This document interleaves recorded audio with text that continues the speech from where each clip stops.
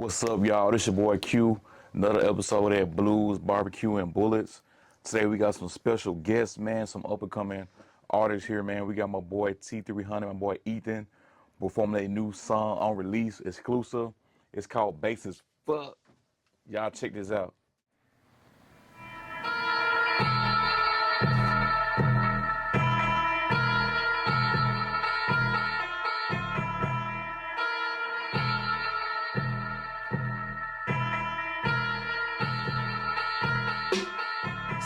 Smoking that tracks. You bitches ain't got it like that. I'm trying to smash your past. Bitch, let me come and snag the bag. I'm about to blow a rack. Better pass me the gas. Get the fuck out my way. Pussy better pray today. Pussy better pray today. Stomp on your face and fuck on your bitches. Fucking I'ma buy me a switch kid. Trigger finger itching. Murder your clique. I ain't gon' mission. Why is everybody a sad little bitch? I'm turning hill. Playing your corpse on an IG reel. Bitch, be for real. I am the king of the hill. 10 no deep, that's a fucking deal. Pussy boy pill. Pussy boy squill. Those are the type that I kill. Stay getting still. Gonna go fuck on a bitch. Then he go hit the stool. Collected a check, then he spent it by noon. Got a damn bitch inside the room. Do the blood dance. Shoot at the op. Yeah, we looting and smoking a lot. Gang to the free base beat on a freeway. Cops on a relay. I can't ever get caught. Walk in your spot. I'ma go pop me a clock. Yeah, yo bitch go swallow my cock. Yeah, I never go stop. Smoking that tracks. You bitches ain't got it like that. I'm trying to smash your past. Bitch, let me come and snag the bag. I'm about to blow a rack. Better pass me the gas. Get the fuck out my way. Pussy better pray today. Pussy better pray today. Pull up, come meet your clique. Slashing your throat with a pair of skates. 1 foot in the grave. We stopping bodies. He throwing T-run this shit as a hobby. Moving with my mind. Billy, Bobby. Psychedelic pie off the shrooms and Molly. Ethan escaped that he had to rave. Yo, T3, you feeling okay? Yeah, I'm great. Give it out hate. Put it all hole in a motherfucker's face. There ain't no hope for a motherfucking fake. Putting your life at stake. Eat the big, you escaped on the way. Just to shoot up your place. Stuffing your safe. Killing your people, not a mistake. You done fuck with the gang. The fuck did you say? This is a free base day. So get the fuck out my way. Pussy better pray today. Pussy better pray today. Pussy better pray today.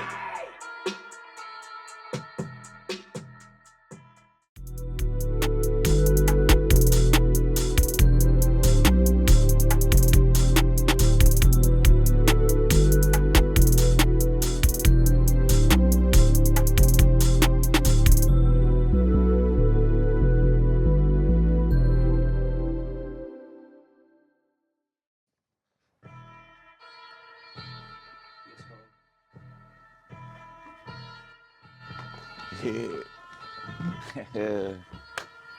So with you, man. What, man? How you doing, bro? Man, brother, can't complain, my brother.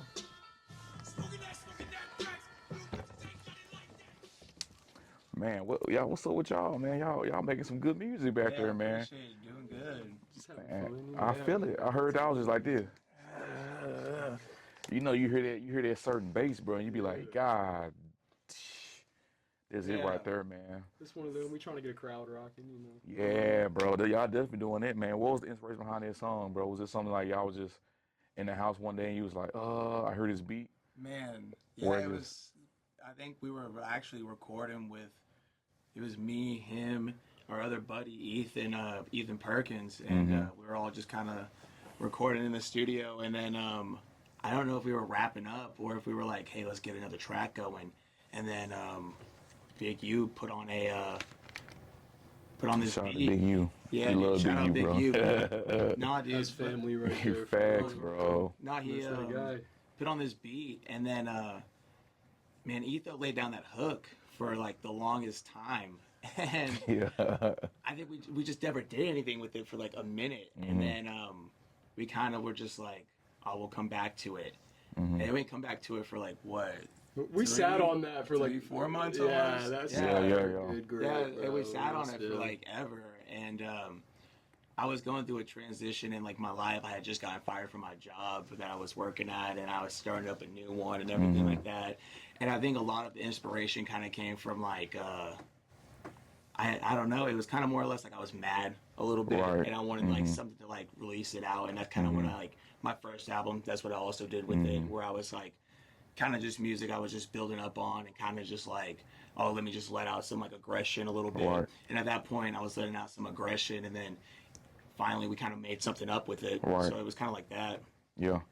I see. At least it's like a healthy way to like release stuff. You know what I mean? yeah. Like you see people get angry, they do other stuff, bro. The fact you're able to do that and put it into music, that's dope. You do the same thing too when you have music. Bro, I'll keep it a buck 50. Yeah. Music is therapy. Yeah, Like, for that's sure. what it is at the end of the day, bro. If you really Most think definitely. about it, you could be having a shitty day, you could be having a good day, you could be pissed off one day, you could just be real down bad one day.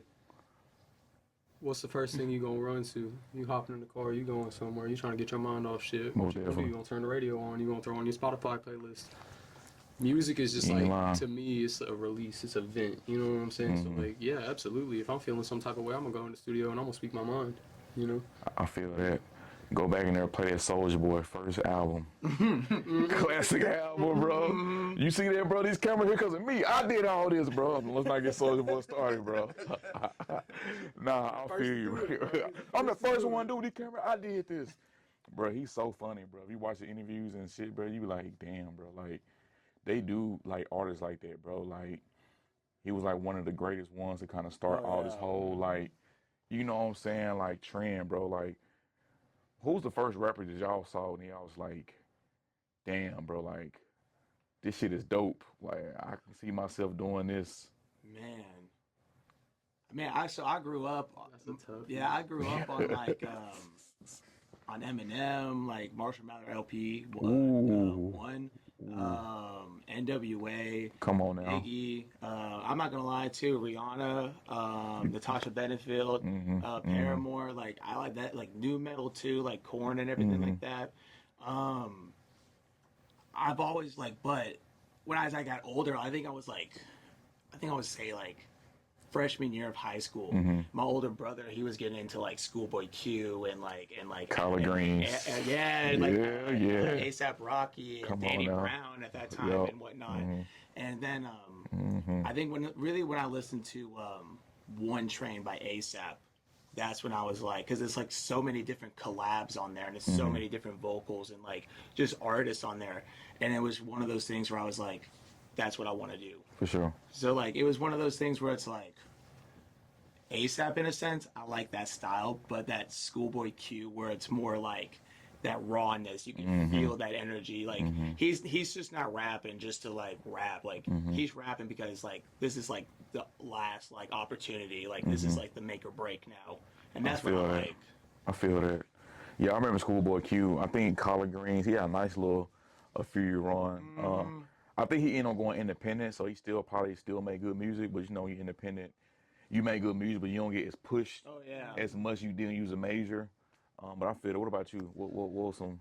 For me, when it comes to hip hop, I grew up on my mama showing me Wu-Tang. Wu-Tang's good. Wu-Tang, That's where I started Wu-Tang. out, and then that just Hell kind of yeah. transitioned into like Mobb Deep, Tribe Called Quest, Mobb Deep. Man. and then into like some of like the newer shit. Like I didn't really start getting into newer hip hop until like SoundCloud era, to be honest with you. Yeah. So like I was listening to like a lot of artists out of like South Florida, like Ghostman, Puya, Big Fat shout Nick, out. and then Suicide Boys out of New Orleans, Bones out of Canada, like just like all of that. And then I think when it comes to like stuff that he was finding on all platforms, for me, Childish Gambino's Camp album was like the first Hey, that's a like good one. big like tape that I heard of like newer stuff that I was like, all right, yeah, no, I can rock with this. Yeah. And that just kind of like started the whole journey on everything when it came to new stuff. Man, X2. Yeah. I'll be honest. Oh, Yeah, SX. I say it wrong every time. SSX to Tanash. Tentacion. See, I say it wrong. Yeah. I gotta act. I'm from Memphis, but we gotta accent, bro. And that's what Yeah. I'm saying. Like having a name like that, like see, that's why like I go by T-300. It's just like you think about it and like there's some names out there like that are super dope. Like I think of Lil Ugly Mane, for example. Like he's done different music, but like I remember him back in like 2012 when he was making like more of his like Memphis style like trap music, distorted voice in a sense and stuff like that.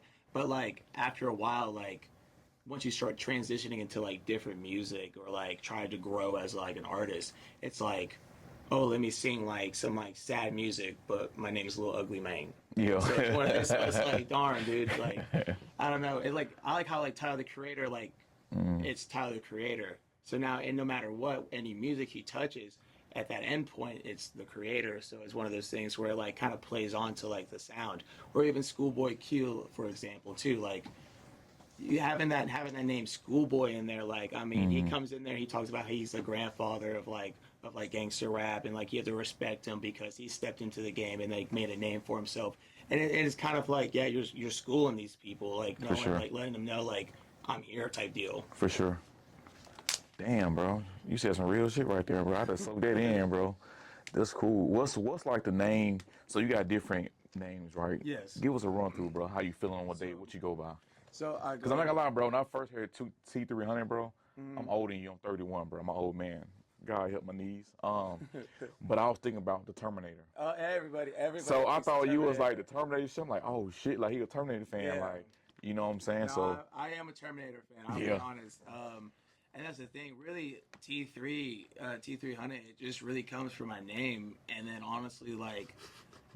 It comes from my Chrysler 300 that I got. Yeah. I knew where it was going. Well, because okay, so like, it's more or less like you hear it and you're like, oh, like okay, so it's just your first initial, and then it's like Yeah. the car that you own. That's cool, like, but it's really because like,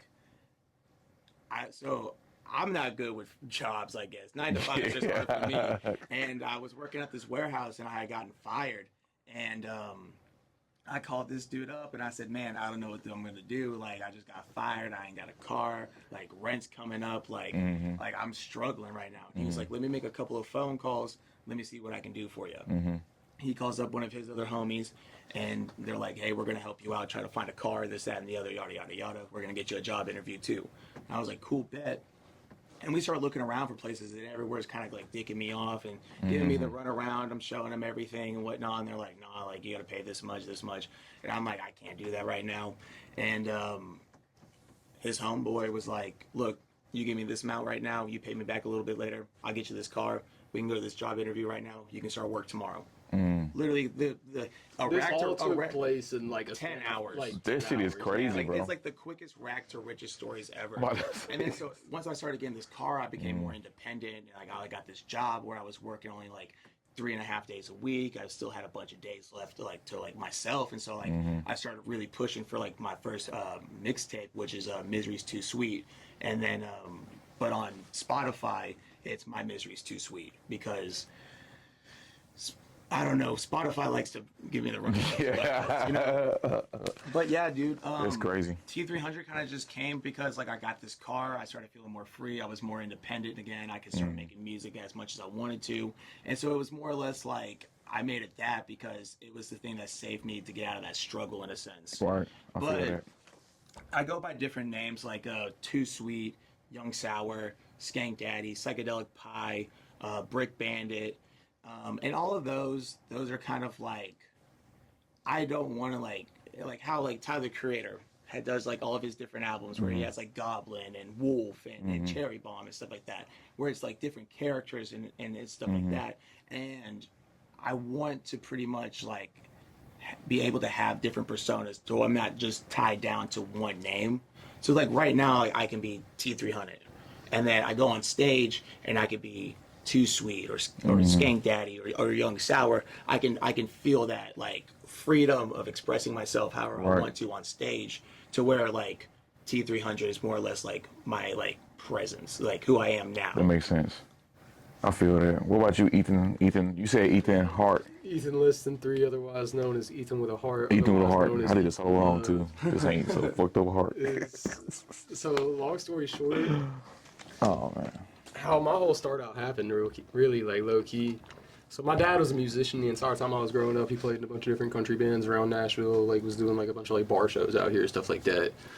And then just kind of got my knowledge on music and shit through him. And then my senior year of high school, me and T end up linking up at Wolfson Central. I end up going back there from Smyrna, and we hit it off. Next thing you know, we're freestyling in the top parking lot. Oh man. Couple years go by, right? Yeah. And we meet. Was it that old school freestyle when somebody played beat on their phone, or was like they somebody play a beat. beatboxing Somebody Oh, played a man. beat straight off in the the phone? bro. Is this Yeah. and just ripping the beat? I feel that. We used to take like a lot of like Five Fingers of Death type beats and just Oh, throw them on man. and just go. Yeah. And that's what we would do every day after school. We'd go up top, smoke a blunt, freestyle Yeah. for like a good like 30, 45 minutes, and then head home, go on about our days. Yeah. But a couple years go by from there. I end up meeting a really good homie of ours now named Ill Omens. That's his superhero name. And Ill Omens is like, yeah, I'm a producer. And I was like, oh, you're a producer? I got a producer out in Smyrna talking about Big U. I was like, you should let me introduce you to him, you know, take him out there, let y'all link up, cook up some shit. Both Big U and both Devin had been trying to get me to hop on a mic for a year at this point. And I was just like, no, I'm just having fun. So I take them over there.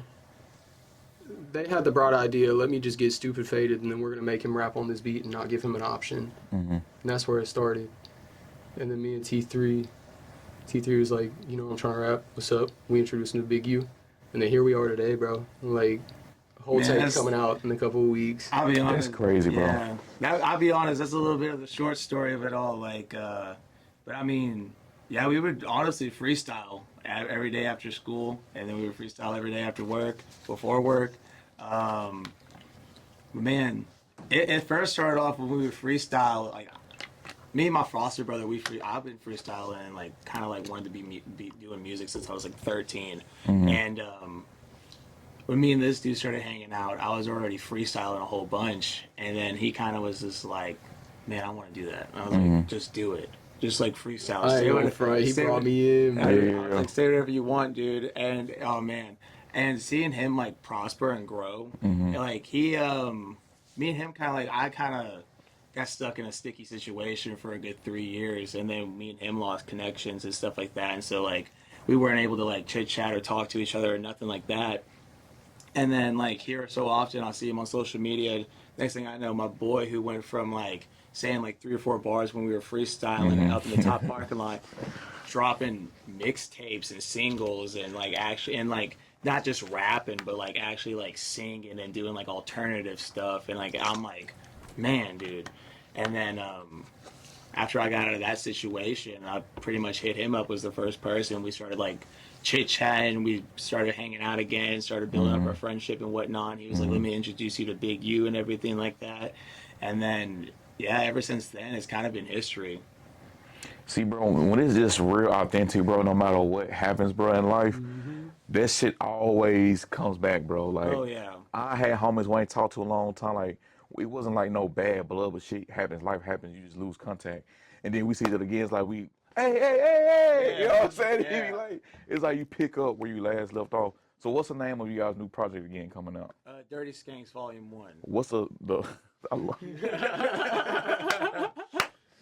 when you hear something like that, bro, you gotta lie. That's such a unique, dope ass like title, man. How y'all come with the song? Is it something for the ladies, man? Or is it something like what is it? I think about somebody ladies or somebody we just a hot boy, something like what This yeah. one, it was just more or less like, I don't know. It was kind of, I think it was just kind of like, we wanted to do something like with like satire, but like get the crowd moving. We wanted, I feel that. I saw this as an opportunity to play into this persona as Skank Daddy and pretty much just like goes balls to the wall and try to get shock value, like lyrics going and get a crowd moving, but there be deeper meaning behind it all. Because the whole thing, like we talk about like freebasing and all this other stuff, and people who know about freebasing, it's like, oh, like why are you gonna be smoking crack? You know, like that's stupid. This, that, and the other. But it's freebasing, in my definition, doesn't mean the same way that it used to in the 80s. Freebasing, in my opinion, means smoke. So when I talk about, when he says we're freebasing, we're bringing freebase, something like that in a matter, it's more or less we're just bringing smoke. Like either we're vibing, chilling, having a good time, or I mean, we can run a fade, you know? It's one of those things. But it was more or less like, I wanted to do something where I was like, I wanted to do more hype music, more like, let's get mosh pits going. But like people listen to this and like their first like initial listen to it, they're like, oh man, these are good beats. Like these are aggressive lyrics. Like they don't think nothing much of it. But I want people to like re-listen to it and be like, okay, hold up. Like there's something deeper to it. Like I have a song on my first album, on I think it's Slumlord. Dude, At one point, I say I'm like Steve Carell with a hand grenade. when And a he lot said of that, people, I had to think on it, bro. yeah, Like, I'm thinking too. like, Right. bro, it took me a minute to get it. But it's really from the movie Anchorman when Okay. there's that huge fight scene and Steve Carell's character, I think his name is Brett or something like that. In the middle of the fight scene, they just look over and he has a grenade in his hand. They're like, Brett, where did you get this grenade? And he's like, I don't know. And so pretty much like all I'm saying is that like I'm retardedly dangerous because his character. Oh, I got that, you. And I then he's got holding you. a grenade and everything like that. And so it's one of those things where I was like, I'm just playing like, don't play with me because I might seem stupid, but I'm Right. dangerous. Right. I feel that. Credit lasts for 7 days. Love me, razor blades. Hits the face. This my great escape. Hold up, wait. Fuck you, bitch, decapitate. I'm just like Steve Carell with a hand grenade. Dude, you come here. Yeah. Damn, bro. That's dope. I like that, man. Well, I know, unfortunately, we got to wrap up this time. We got to bring you guys back. Yeah, But before we absolutely. go, though, bro, we got to talk about barbecue. Quick 60 seconds. Barbecue is 3 categories, bro. Yeah. You either a pulled pork guy, beef brisket, or you're a rib guy. What are you? I'm beef brisket all day. So you been rich. Okay, what about you? so I'm gonna keep it a buck 50. He been rich. Look, He said brisket. I know what's going on, son. I ain't too familiar with like barbecue that's like not homemade. You feel me? Yeah. Like nothing beats a set of my granny's ribs that she be making, bro. Okay. Like just something about it. I don't know her recipe. She won't share her recipe with me. I'm pretty sure she taking it to the grave. For sure, because you won't come back. You said the recipe. You like, I know a grandma can make it better than you now. It's one of them that Yeah. you just can't beat it. Like Yeah. I feel that, bro. You got a little soul to you, my brother, because in Memphis, all our folks cook. We never eat out barbecue. Now, our parents older now. They don't want to cook. But back then, never. Whole neighborhood smoke just, they cooking chicken over here. see, They cooking ribs over here. That's how it was. They cooking for burgers. Let's go me and and my combine some pops. plates together. We'll be switching plates in the neighborhood, bro. Who cooks certain things, man. But we're cool. So you been rich, barbecue brisket, and then you love your family, them ribs, and you'll nigga the recipe ever. Gotcha, bro. Well, I appreciate y'all coming through, man. Say the name of y'all mixtape again. Album coming out. Dirty Skanks Volume 1. Dirty Skanks Volume 1. Make sure y'all check it out. Coming out soon. We're going to promote it. We out. Blues, Barbecue, and Bullets. You dig?